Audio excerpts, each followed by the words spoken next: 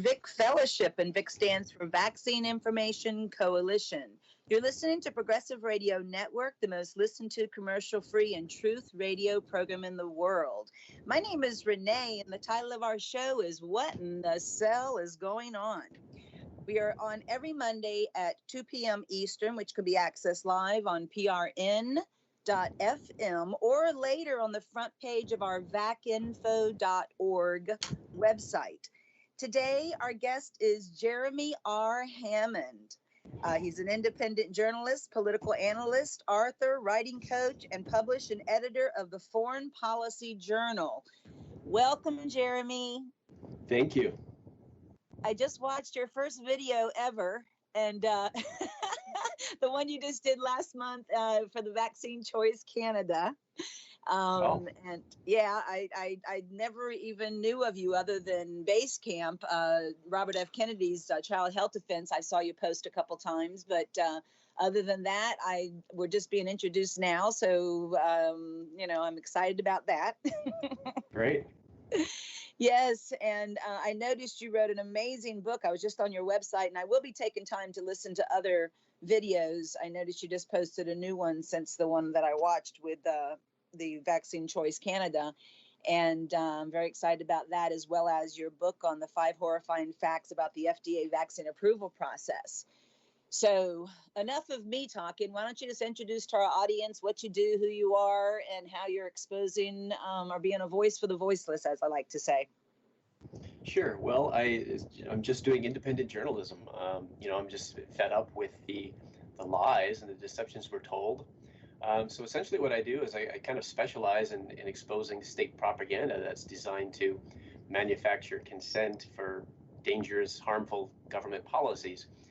I kind of got started doing independent journalism focused on foreign policy, but it over time has shifted. Essentially, since my son was born, I've been focused, increasingly on vaccines, and now, for the past couple of years, entirely on the vaccine issue, and then over the past year, with the COVID-19 pandemic, focusing on that and the authoritarian lockdown responses to it, along with, of course, the mass vaccination endgame of those lockdown measures. And so that's been my focus, and that is really what I do. I mean, I essentially take what the public is being told in the mainstream discourse, and I dissect it and show how people are being deceived and lied to, and also how true information, factual information, is being censored. People aren't allowed to be exposed to it, whereas you have these fact check organizations in Facebook doing these fact check type of things, supposedly fact checking information, but at the same time they're approving of, and then they also misinform people in these fact check articles. So certain types of information, certain types of misinformation is just fine, according to their standard, as long as it suits the narrative, as long as it serves the political agenda being served. That's right. And I noticed that you had learned why so many people don't want to hear the truth, especially about this COVID injection. Can you explain to our audience what you've discovered with that? Well, when you say so many people, do you mean members of the public or people who are, just the sheeple out there? Yeah, well, there's that's a great question.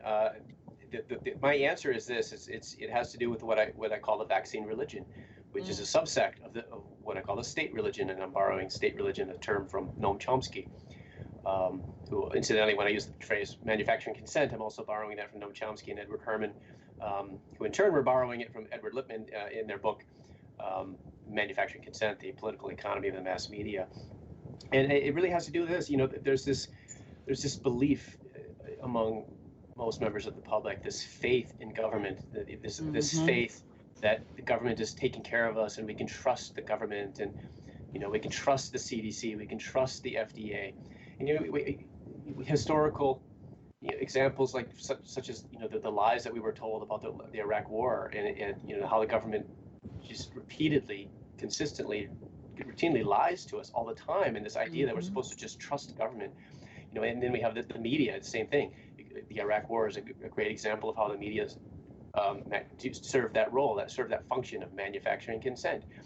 And so this idea that we're just supposed to trust, like public health authorities, when Facebook does fact checking, how do they determine what's true and what's not? Well, they just rely on, public health authorities, as though, the people implementing these as though the people behind these policies are the people we should trust to tell us, the truth about these policies, and tell us, and be honest with us. Obviously, that's a conflict of interest, and yet this is the standard that has been adopted for all these fact-checking types of efforts that are out there right now, which are serving to censor true information at times. And not that everything that they are fact-checking is. I mean, there is a lot of misinformation on both sides, and that's part of the trouble. And that's exactly why we need to be able to see some other points of view. We need to be able to be exposed to different perspectives and different points of view, and judge for ourselves.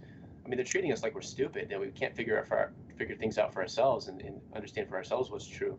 And it's really insulting to our intelligence. So I'm all for freedom of information. I want to see, as many, and this is what I do in my research. I try to gather information from as many different perspectives, as many different sources as possible.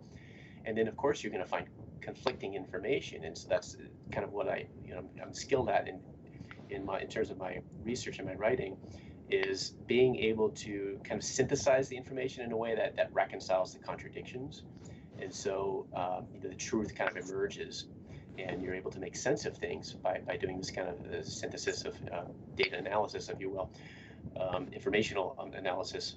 So, and that really is the focus of my work, is to try to make sense of things for people, help people understand what's going on, and help them make sense of what's happening.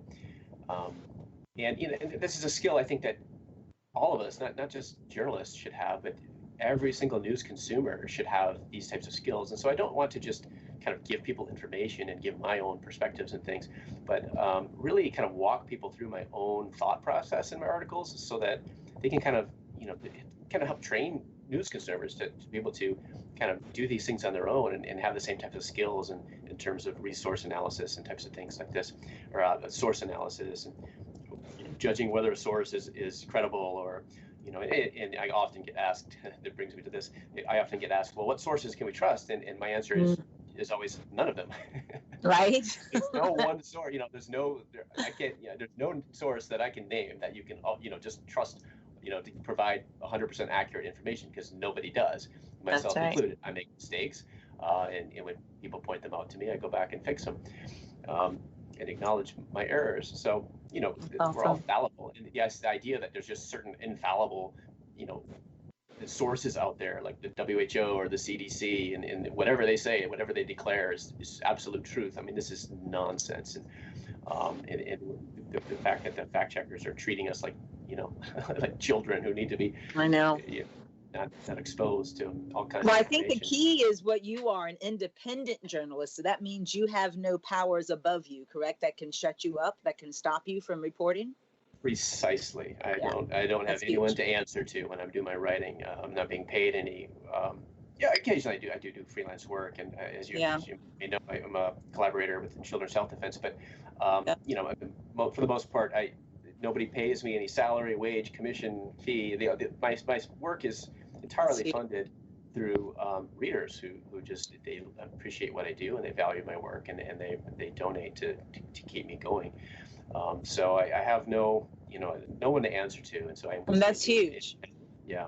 That's huge. I mean, I've been fighting this fight since the death of my daughter back in 1999, and been on many radio shows, and been told by journalists how they could not report. I remember the first lady in South Florida, when I noticed the little boy on the television walking like my baby girl just from vaccine injury. She was labeled autistic, of course, and I lost her from the animal viruses and the vaccines 10 days after her 4th birthday.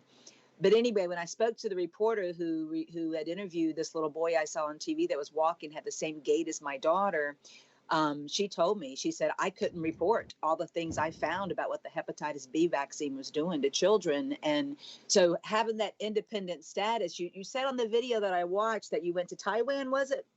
Where did you, what other part of the country, or the other country you went to to start looking at outside sources to validate your writings? Yeah, I went to Taiwan, and I had left for Taiwan right after 9/11. I bought my plane ticket like 2 weeks prior to that event, and that's really kind of what prompted me to really start digging and researching on my own, and I kind of just started discovering the internet really for the first time at that time, and spending a lot of time just researching, because of course we were told at the time I was naive enough to ask myself, well, why would people do this? And even though I considered myself to be more well aware and educated and up to speed with current events and things than most people, but at the same time I was that naive where I asked myself that question, and of course the answer we were given was, well, they hate our freedoms, and that did not satisfy me. So I just started digging and researching and reading books, and that set me down that path of doing independent journalism and foreign policy. And then of course after 2012, actually I started researching vaccines really heavily around the time, well, when my wife got pregnant actually. And then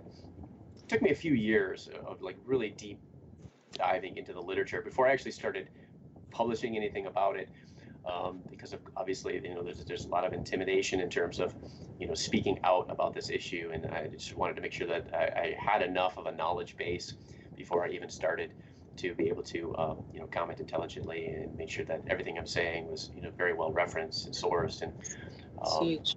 yeah, so it did take me a couple of years after that to get going, but now, I mean, that's essentially between that and COVID-19, that's all I have time for, is to focus on those two issues.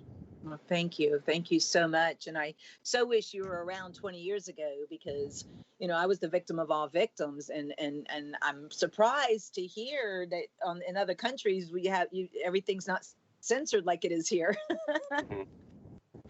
Sounds like you had access to real truth over in Taiwan. Well, it was leaving the propaganda system and kind of just, and then again, just relying, I wasn't bombarded. I wasn't watching the TV news every night or reading the American newspapers and things. I was just getting my information from all kinds of different sources all around the world. Yeah. And that was really it. That's powerful. So basically you help people learn how to think, because that's the biggest problem, is we just blindly trust, like you said, the media. In my case, my pediatrician, who told me Casey would die if I didn't vaccinate her. We trust these people without having the knowledge of, how the drug companies fund these, financial incentives to the pediatricians and to the schools and to the, it's all about the root of all evil, the love of money. And it's all about control. And that's right. The same thing with this COVID. I mean, the COVID-19 is a joke. I mean, it's a total joke on how they're propaganding for the vaccination, for everybody to get the poison or the artificial intelligence injection is what it's going to be. I mean, they're literally, going to be, injecting, changing the genetic makeup of people. They're trying to turn people into their iPhone is what what I've learned, and this is just stuff that I've learned, like I said, for 20 years. I've been around for a real long time, exposing what I had to learn the hardest way possible, which is the death of my first child. How old is your son? He's 8 now. Awesome. And I'm sure you're wise enough to not have made the mistake of poisoning him, right? Yeah, we don't regret our You have to learn, right? Yep. but I do have just to update you on my 20 and my 24-year-old who are not vaccinated. Casey was my first that I had to learn the truth. And then, of course, I now have 2 young adults without vaccines. And it's unbelievable how their immune systems are the way that they were created to be. And I'm not worried about them getting COVID. I'm not worried about them getting COVID. You just nailed it when you said, that their immune systems are the way they were created to be. I mean, because if you think about the whole paradigm of vaccination, yep. There's kind of this implicit underlying assumption that we were all created, that, whether you believe in God or whether you believe in nature, that we were created, whether it be God or evolution, we were created to, without a properly functioning immune system, so that we all require this pharmaceutical intervention from the very first day of our lives with the Hepatitis B vaccine in order for our immune systems to work effectively to protect us.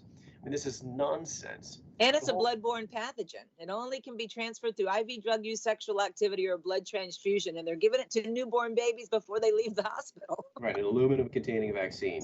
Exactly. When they do screening to determine whether the mother's a carrier, so they know beforehand whether it was even worth considering. And interestingly, you look at the CDC's reason for that. Of course, there's no scientific basis for that. It was the reason for that was entirely political, and the reason was that there wasn't enough demand for the vaccine among adults who are at a high risk.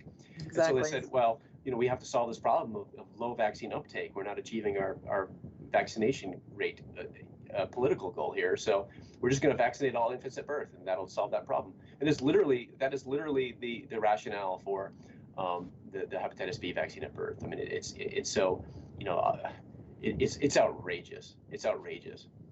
It is. If you question that, you're some kind of loon. You're anti-science for questioning the wisdom of that. I mean, this is what's happening. This is the thing. People just are not aware. There's so many people who just don't understand what's happening. And they believe, vaccines. They believe the marketing slogan, "Vaccines are safe and effective." Oh yeah. Which of course is entirely meaningless. I mean, well, listen, you're going to love this. I don't know how much you've looked into our website or anything. I'm a nobody, by the way, but let me just give you a little bit of history here. Again, Casey was born in 95. She passed 10 days after her 4th birthday in 1999. And when her dad, my mother even reminded me, I didn't remember this, but when I was pregnant with her, he worked at a chiropractic office, and he walked in and said, Dr. John and Dr. Frank are telling us to look into the vaccines. And my response was, I would never be a negligent mother and not vaccinate my child, just like you said. Right. We just think they're the best thing since sliced bread, you just have to vaccinate everybody, we'd be dead, But anyway, I created, after Casey passed away, I didn't create it. I believe it was a higher power that created, but I started telling people my story and my journey and how Casey passed away. And, 2 years after I stopped her vaccinations from all the witch's brew, I call it, that was in her bloodstream that I blindly held down and allowed them to inject her with. So I started telling people, and they looked at me like I had 3 heads. So I started praying, and I called my cousin Wendy, who worked at Crooks Printing, and I said, we have to create something that just pulls down that brainwashed wall that vaccines are the best. And she called her graphic artist. And I don't know if you've seen our Educate Before You Vaccinate business card with all the ingredients on the back of it. I don't believe I've seen that, no. Oh, really? Because everybody calls over the last 20 years. I have this card I've had in my wallet for 11 years. So I tell people over the last 20 years, plant the seed and God will grow the seed, because we send them out, me and now my mother is sending them out, just to plant seeds to give people. Like if Ronnie would have came in with that card when I was pregnant with her, at least I would have seen the poison in the vaccinations, and I would have had a website to go to find the truth, instead of just accepting blindly the immunologist pediatrician that told me she would die if I didn't vaccinate her. That they use fear to get you to do it. Well, fear and intimidation, yeah. I mean, it's a lot of doctors are expelling parents from their practice for not following orders. Yes, and they did that with my son. They told me they could no longer treat him if I didn't vaccinate him. And then that's when I opened my eyes, and I'm like, hello, I paid this guy. He didn't hire me. I hired him. I'm like, I'm not going to come back and see you again. And what is the state doing being involved in that doctor-patient relationship and dictating to doctors how they're supposed to practice medicine? Exactly. But then I started going down the rabbit hole of seeing the financial incentives the drug companies give the pediatricians. Right. And that's why they didn't want my son anymore. Sure, there's the financial incentives and just the career incentives that, they know if they speak out. I mean, look at what happened to Dr. Paul Thomas. Exactly. In Oregon, right? They lose everything. His license right after publishing a study showing how his unvaccinated kids have much lower rates of diagnosis of all kinds of health problems. Right. Exactly. And also they stopped requiring, or probably never even began requiring pediatricians to report vaccine reactions. There's no law mandating them. So for instance, if my vaccinated daughter went into a pediatrician, it would be bronchitis with this cough, it would be bronchitis. Whereas if Corey, my unvaccinated, if I would have brought him to the same pediatrician, it would have been pertussis. Right. Yeah, there's that bias there too. Yeah, or they don't even consider, like, well, no, he's vaccinated for pertussis, he can't possibly. Exactly. It's something else. I know. That's how unaware people are, and that's why I so appreciate your writing. And I'm really hoping if it's Father's will for me to complete this book he's had me write for 20 years now. Starting with a journal of my daughter's death, I would love to get your expertise, because I'm so not a book writer. And I have a lot to share of just the awakening, because I'm the average person out there, the ones that you are obviously very anointed to to break through and disarm their misinformation that they've been brainwashed with, and just give them the, at least just plant the seed of truth that they can look on their own if they choose, Right, right. And, I love that, that expression, that phrase, that educate before you vaccinate, because it really goes to the heart of the issue here. I mean, of course, we're dismissed as, the anti-vaxxers. If you dare speak out or question or dissent from, the CDC schedule, if you don't agree to, strictly comply with the schedule, maybe you'd want to skip the hepatitis B vaccine and do all the other ones, but you're still an anti-vaxxer, right? All this nonsense. I know. It just goes right to the heart of, it speaks right to the problem, which is, the lack of informed consent. And the war that they are waging against our informed consent that has been escalating and escalating. And this is what it's really about. This is what they don't want people to understand and to talk about. So they use these labels to just dismiss anyone who dares to question or criticize. But it's really about public vaccine policy. I mean, personally, there are people who are, you could literally call them anti-vaccine. I'm not one of them. I have no problem with vaccines per se. I mean, they're a product, they're on the market. What I have a problem with is, people can choose to use them or not. But what I have a problem with is the policies that favor the vaccine industry, such as, the legal immunity granted to the vaccine manufacturers, and the state mandates that the children must receive, the vaccines according to the CDC schedule in order to receive a public education, and all these coercive policies that are in direct violation of the right to informed consent. You can't have informed consent when there's these coercive measures in place, as coercive policies in place. And so that really is my problem. I'm a critic of public vaccine policy. And this is, I think this is an important point that we need to communicate to the masses, is that this is the problem. The problem is the policies. If you get the government out of the way, then the problem will solve itself. And so we need to address these policies. And it's a fight for our right to informed consent. Absolutely. On our card underneath the Educate Before You Vaccinate, we have your children, your choice, your rights. And we're going to change it a little bit the next printing. We've been advised by a donor that's helping us print more cards to add some specifics about the COVID-19 injection. So we're going to be changing the new printing. But your choice, your children, your rights, are what we had on there for 20 years now. And, it arms them to be able to make an educated choice.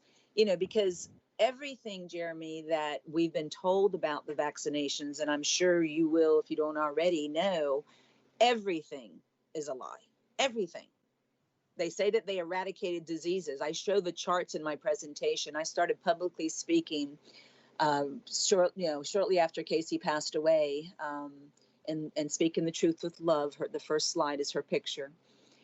And just showing all the misinformation. For instance, you can go to school without them, because we're told in West Palm Beach, Florida, no shots, no school, no kidding. And it's not true. My daughter graduated high school, Faith, my 20-year-old, with not one vaccine.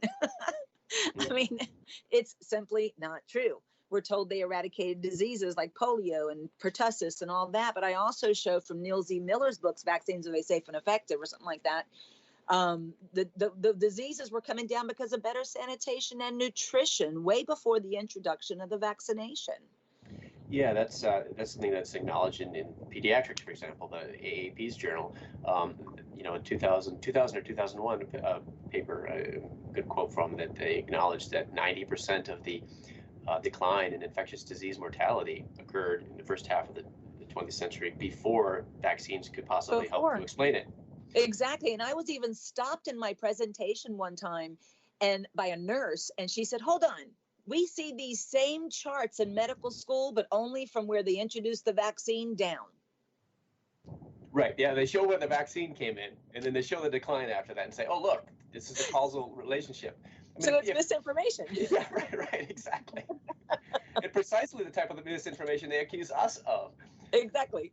No science. Well, Robert F. Kennedy does a great job on exposing how there's been absolutely no science in 30 years. I mean, when you start looking into it, it's so transparent. This is our demand, isn't it? They need to start doing the science. But they can't, Jeremy. If they do it, they're going to, point the finger at themselves. Pediatricians are vaccine clinics. I mean, when I was a little girl, I'm 56, am I 5, 4, however old, I'm in my 50s. And if I went to a family doctor, there weren't pediatricians. These pediatricians are vaccine clinics. They would not have a job without them. This is the whole purpose of the baby well visits. Exactly, exactly. Load you up with more poison. I know. And the number of vaccines, too, I show in the presentation how they've gone from like 4 that you and I got to, or maybe you a little more. I'm in my 50s. You're probably what, in your 40s, 30s? Yeah, I'm 43. 40s, yeah. So they've slowly increased from like 3 or 4 to now 72 by the time they're 18, months of age. I mean, it's just, and vaccinating for, like we said, hepatitis B, rotavirus, which is a joke, all these things. And now with this, the mega vaccine, not even a vaccine, I can't even call what they're doing with this COVID a vaccine, because it's not a vaccine. It's an injection. It's a poisonous injection that's going to change your genetic makeup. It's going to turn you into artificial intelligence. That's their goal. And Bill Gates, hello, Gates of hell, I call him. I mean, it's crazy, their agenda, and how people are just sheeple. I mean, most people are just this mask wearing and all the social distancing and just everything through my 20 years of over 20 years of experience is just a prelude to just, shutting down the world from flying or going to a basketball game, football game, anything, into a grocery store without showing a certification of vaccine identification, which is what COVID stands for. Yeah, on the mRNA vaccines, of course, what you hear is that because the mRNA doesn't enter the cell nucleus and therefore it can't integrate with our DNA. However, I read an interesting article just the other day that pointed out that, RNA, something through a process called reverse transcription or reverse transcriptase, can essentially, the RNA, it gets turned into the DNA through this process. It gets written into DNA, and then, of course, that then can potentially, actually incorporate itself into your DNA. And the other thing that they're not talking about is epigenetics. And so, just even though something might not necessarily alter your DNA, doesn't mean it doesn't affect your genetic expression. That's right. And so you can have genes that are either active or inactive, on or off, and we have no idea what types of, genetic expressions are going to be altered by vaccinations. And, any kind of environmental exposure can affect your gene expression. And so there are these concerns, and also just, the other thing is that, they say that the RNA just is broken down real quickly. But the thing is, they deliberately design it because to have, this lipid, it's kind of encased in this material that allows it to stop it from getting degraded very rapidly, so that it has time actually to get into the cell and start producing the spike protein, and in order to stimulate that immune response. And so they're protecting it so that it doesn't break down right away. And so how well did they study that? Is it going to break down? How long is it going to take before your cells stop being factories for the spike protein? And what if it doesn't? What if it doesn't shut down? And right. What's the risk of autoimmune disease with that? Right. There's all these questions that we really haven't had good, clear, straight answers to. Nope. Yeah. It's been an experiment, I've learned, Jeremy. It's been an experiment since the late 1700s because, like I said, vaccines, because I don't even consider COVID a vaccine. Like I said, it's going to be a poisonous injection to just, totally turn you into your iPhone. But all the other ones, all the ingredients I have on my card, not only the mercury, the formaldehyde, the aluminum, the antifreeze, the MSG, the polysorbate 80, the glyphosate, the most important I show in my presentation, and I don't know if you know about this, is the animals. They use live mediums to make this concoction. Like my baby girl, Casey, she had severe levels of stealth monkey viruses from the African green monkeys they used to make the polio vaccine. And I had her tissue and her blood tested when she was on life support by a holistic pediatrician. And this 2 of the slides I show in my presentation are Dr. John Martin's results of my baby girl. And, this was 2 years after I stopped it. So what they do is they do what's called serial passage. They use the animal like a monkey or like a jugular of a horse with the DPT vaccine. They use MMR. They use aborted fetal tissue. So they use this medium. and then they weaken in the kidney of the monkey like 50 times serial passage. They weaken the so-called disease, and then they add all this witch's brew of heavy metals that, there's been absolutely no study on what aluminum and mercury can do together, and formaldehyde, you know what I'm saying? Bypass in our creator's defenses. Father gives us fever, vomiting, diarrhea. We have purging mechanisms when it comes to the nose or the mouth, that his exposures to toxins, and that's why we vomit or have diarrhea or run fever. Those are his natural, the created responses from the body. So you're bypassing all that and straight to the bloodstream, injecting all this stuff. And we're wondering why almost every other child today is autistic. And this is before the COVID. This is what I've been fighting for 20 years now. Many of us have of vaccine injured children, in honor of our unvaccinated children, because a lot of parents have chosen to abstain from making this mistake again, because we had to learn through, our first child. It's just so much misinformation, and that's what I've been doing since Casey's passing. And we have to get it out there. But you're the expert, I guess, on trying to penetrate that, that feeling of, the government. How could they want to hurt us? I thought they were good. Right. Yeah. And I don't take a conspiratorial view on that. I think it's just, if we understand the institutionalized biases that exist, and this goes back to, back when I was writing about, like speaking out against the Iraq war, like before the war, so it's saying that there's no evidence of weapons of mass destruction. And so you look at the intelligence community, for example, as an example, and how it's easy to understand how, people at the time lower down people in the intelligence community, they knew what type of information the White House wanted. And so they knew if they could produce that type of information, it would be very good for their careers. Whereas they also, they knew that if they didn't produce the type of, intelligence analysis that the White House was looking for, that wasn't going to be very good for their careers. And so there's just these institutionalized biases and these incentives that exist. And if we understand how these systems work, it's easy to see how it can be that we're just being constantly lied to. Constantly. Because there's political agendas and there's financial agendas, and we need to consider those biases when we analyze information. Yeah. And you hit on something about the different routes of exposure between the wild virus and a vaccine, and that's a really good point, because there's this misunderstanding that what we're told, if you read the CDC vaccine information statements, for example, they'll say that the vaccine stimulates the same kind of immunity you'd get from the wild virus, only without having to develop symptoms, and that's completely false. That's a lie. It's a lie. The vaccine does not confer the same type of immunity as infection does. And so there's opportunity costs. So, for example, with measles is a good example of this, where vaccinated mothers today are less well able to confer passive maternal immunity to their infants because of the inferiority of the vaccine conferred immunity compared to immunity they would have otherwise acquired from infection during childhood. So there's these opportunity costs to consider. And so let's think about that in terms of the COVID-19 vaccine. Well, what if this vaccine doesn't prevent transmission like natural immunity appears to be doing quite a good job of? Once people become infected and they recover, they no longer are carriers. They no longer contribute to the transmission chain. What if that's not the case with the vaccine? They haven't been shown to prevent transmission, and so what could end up happening is the vaccine could actually end up prolonging and worsening the pandemic.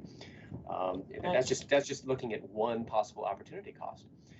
And there are lots of others to consider. The DTP vaccine is another really good example. The whole cell pertussis vaccine that is no longer used in the U.S. anymore, but it's very widely used around the world in developing countries. And the best studies today show that vaccine is associated with an increased rate of childhood mortality. It appears to, even though it might protect children from the target diseases, it detrimentally affects their immune systems in a way that makes them more vulnerable to other diseases, and so that it actually negatively impacts the mortality rates.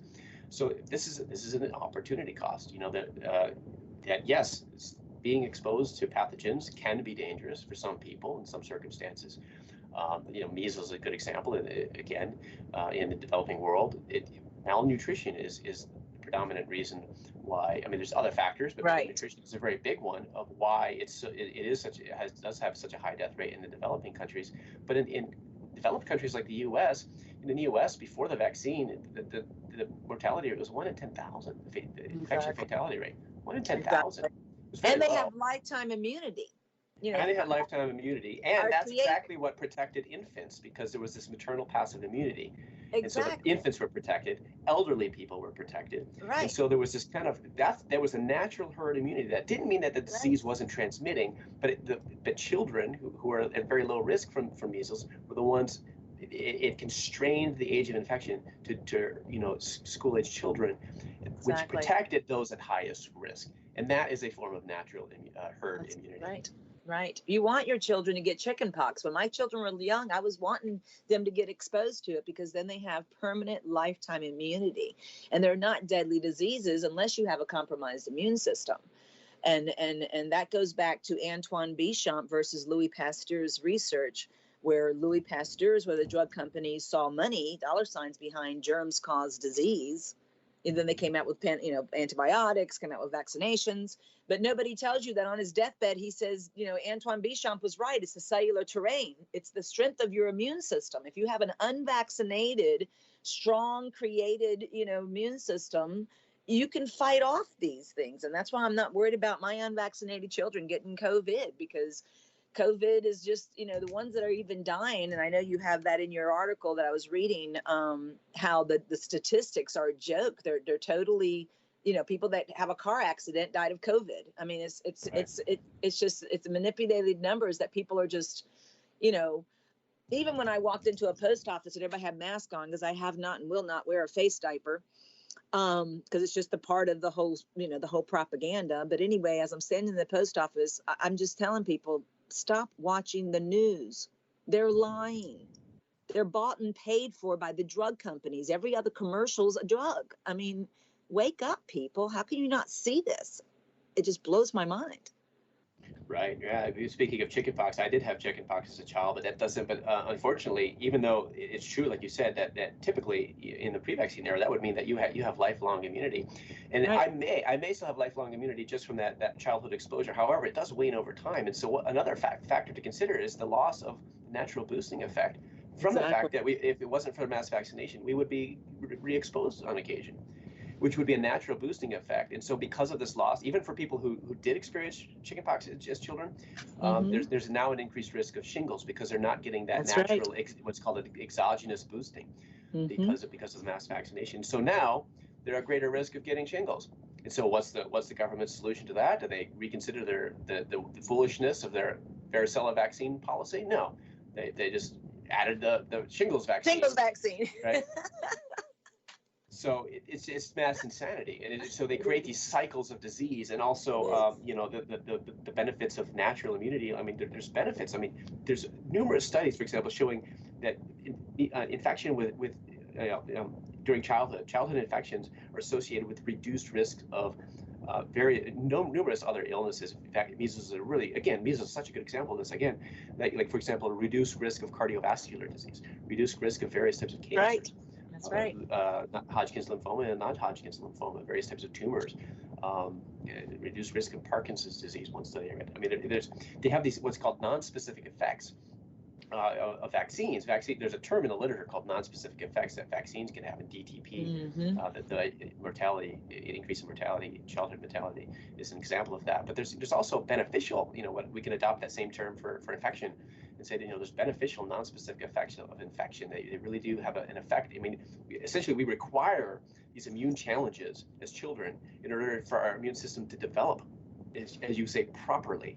That's right. To develop and be strong and to function the way we were designed to be for them to function. And if you think about it, vaccination, the whole concept is that they want to program the immune system to function differently from how it would function if you had natural immunity, and of course they tell us it's the same type of immunity, but that's completely false. It's the live. This is another thing, is because you have the non-live vaccines. They use the word live loosely because the virus is really technically maybe not a living thing, but So we have live and non-live vaccines, and so the live vaccines do confer an immunity that is closer, it's more similar to what you would get from experiencing the infection, but the non-live vaccines, and so we have to consider the COVID-19 vaccine as a non-live vaccine because they might not apply that term technically, but just in layman's terms, because they're not, you're not being exposed to the whole SARS-CoV-2 virus. Whereas if you were infected with SARS-CoV-2, there are numerous epitopes on that virus, numerous like parts of the virus that our immune system recognizes and responds to. When, for example, when we create antibodies, there's also cellular immunity that's different from antibodies, and that's very, very important for immunity to SARS-CoV-2. Many studies on this now. And so you're getting this full, robust immune response, whereas with the vaccine, all you're getting is they're picking out the one epitope. They're picking up one antigen component of the SARS-CoV-2 virus and saying, we're just going to try to stimulate antibodies to the spike protein, and that's it. So you're missing this whole other array of immune responses, and so that too is also going to have opportunity costs. And it is very easy. We can assume from that basis that the type of immunity that you would get from the vaccine will not be anywhere near as robust as the immunity you would get from infection. Well, even back to the finances, I mean, I'm sure they just to get the diagnosis, give a diagnosis of COVID, they're getting like in the teens, like 13 or whatever, $15,000, and then to put them on a ventilator, another 20 or 30,000. I mean, it's all about the love of money. I mean, the love of all evil, the root of all evil, the love of money. That's their God. Unfortunately, they totally use the finances to get people to just totally comply, and it's just a crazy situation. But we definitely, I don't know, when you look into our website, our treatment link, my late husband, Gary Tunsky, he was all about the cell. What in the cell is going on is the name of the CD and the book he was writing ever since I met him. The only reason he passed is because he abused steroids for about 15 to 20 years before I met him. I found out 2 days after he passed. So he did irreversible damage. He was Mr. Western USA, but he was absolutely brilliant about the cell. And he has a book and a CD called The Battle for Health is Over pH that we've been giving out for free, both his CDs and his book, because it's such divine wisdom on the simplicity of the body. The human body is made up of trillions and trillions of cells. And when they malfunction, we malfunction. But the drug companies, of course, throw a label on it: diabetes, cancer, heart disease, arthritis, fibromyalgia, whatever it is, because they have lots of drugs and a lot of vaccines that they come up with, money-making things. But it roots down to the one disease, he used to say, which is cellular malfunction. And there's only two causes: compounding toxicities and compounding insufficiencies to the cell. So from the vaccines, of course, is the underlying, because that's blood poisoning straight within 3 hours of birth. And then what you eat, you breathe, you drink on top of the vaccinations, compounding toxicities and compounding insufficiencies to the cells. So we promote a 21-day cellular cleanse that my husband very divinely and very meticulously created to flush the kidney, the liver, the gallbladder, the lymph, the blood, the colon. It even has a heavy metal chelator that pulls out the blood-brain, past the blood-brain barrier, the heavy metals. And we see these disease labels disappear just by cleaning up the cells and cleaning up the body. Yeah, cellular function is so important, and this is one of the things that, for example, the U.S. government has acknowledged that children with mitochondrial disorders, vaccines can cause fevers, which can cause encephalopathy, brain damage, manifesting as symptoms of autism. This was the government conceded this in a vaccine injury compensation program case. That's right. That's right. But I've actually realized that even the genetic precursors are from generational vaccine damage. They've been vaccinating since the late 1700s. Right, because epigenetic changes, these genetic changes that occur. I mean, it used to be. I remember learning about genetics in for example, in an anthropology class in college. It was at the time, it was kind of like this whole nature versus nurture argument and things. And what we learned at the time, I mean, it was just so basic and simplistic and wrong. The idea that you're kind of just born with your DNA, and and that's just the DNA you have for the rest of your life. But the fact is that our genetic makeup is changing. It's not just like written in stone, and you know, and those changes are passed down. Obviously, that's right. Not just in terms of like how evolution works and mutations and things like this, but epigenetic changes are passed on. That's right. And you know, gene activation signaling is passed on, and so yeah, there's all these effects, and if you really consider, I mean, they really are performing a mass uncontrolled experiment on the human population. Absolutely. And that's with everything over the years. Down syndrome is a genetic vaccine damage. Multiple dystrophy is a vaccine genetic thing. All of these are, you know, babies born with extra hands and organs or whatever. All of that is just generational, you know, to the bloodstream, straight to the bloodstream, poison, you know, and genetic material from animals and just all the witch's brew that's in vaccinations. And that's really, like I said, what I've been doing for 20 years now. But now, like you know, this is the end gamer here, the COVID injection. I mean, this is what, you know, this is their main agenda for all these years of damaging our children and humanity, for that matter. You know, these are the families that own the drug companies. Let's not blame the drug companies, because they're owned by families. and these families are literally, you know, they're the one behind this whole COVID. I mean, Fauci, they're all just, you know, we call them ferret face. They're all just puppets to the Rothschilds, the Rockefellers. I mean, they're the ones that are pulling the strings. And this COVID vaccine or injection, and even the test, I'm not sure if you're familiar with what the PCR test is doing, literally giving nanobots to people. And I mean, it's crazy when you start going down the rabbit hole, Jeremy. I don't know about that. Oh yeah, it's crazy. I know there's a lot of theory. I've seen that theory.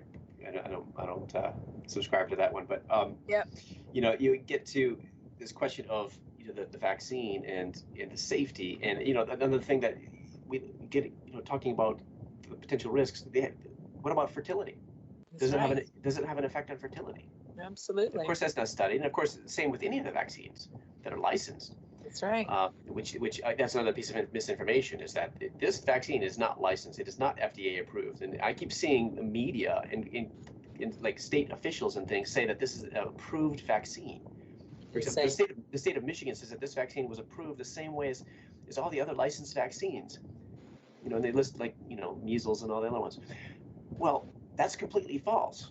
They're not licensed. They're not FDA approved. They're authorized for emergency use. That is different. EUA, you know, emergency use authorization is the use of an experimental vaccine. That's right. It remains experimental. We don't have data from the clinical trials yet showing that the vaccines are effective to prevent severe disease, hospitalization, or mortality. In addition to what I said earlier, we don't have data showing that they prevent transmission. We don't have no data on long-term effects, obviously. Yep. You know, and so and the idea that the studies that have, you know, that the trials that have been done to date, that the data we have from these trials to date is sufficient to say that this vaccine is safe and effective, that is absolutely insane. It is. The data we have is totally insufficient. That's right. Any type of meaningful risk-benefit analysis with this vaccine. That's right. Have you seen Event 201? I'm familiar with it. I didn't watch, you know, there's a lot of videos. It's on our front page. It's on our front page. You want to check out our front page. Yeah, I'm very well aware of it. Yeah. They planned this. They've had the vaccine forever. It's just insane, the agenda, the big agenda here. I would disagree with you there, but that's okay. Yeah. That's okay. I wish I didn't know this stuff, but it's been an honor. It's been an honor listening to you, Jeremy R. Hammond. Anthony Samaroff is who referred you. I'm hopefully going to meet him soon. Okay. Yeah, he's actually helping me with the book that I'm writing, including my husband's information, the what in this cell is going on, if that's the plan. But anyway, thank you. I would like you.